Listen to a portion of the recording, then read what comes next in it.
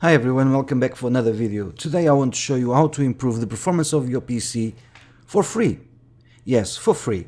So basically, when you buy a computer and a laptop, it comes with power options. So basically just to run as smooth as possible and for the battery to last longer, obviously, in laptops.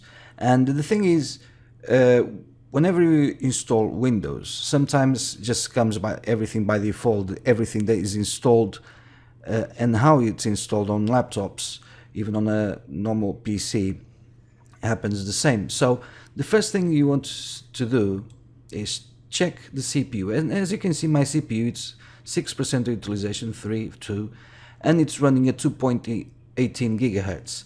So for what I'm doing, it's pretty fine, no problem whatsoever, but this can cause you issues, and I'll tell you exactly what I mean. So if you go to your control panel, hardware and sound, power options, and edit plans, I'm going to change advanced power settings. So right here, we've got the power saver. So you just go through and you see processor power management. I'm just going to bring this to the side so you can see what's happening right here. So there you go. So processor power management. Minimum processor state. So that's the minimum it will run your processor. So the minimum it will run, it's a 5%. So if we go to 100% and apply, you see just went straight away to 5.28. So I just doubled the speed of my processor.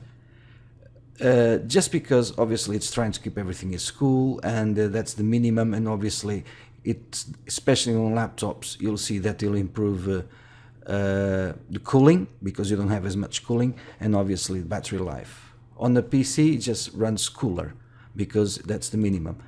And the maximum processor state, it's exactly the same thing, so we just bring it to 100, apply, and OK.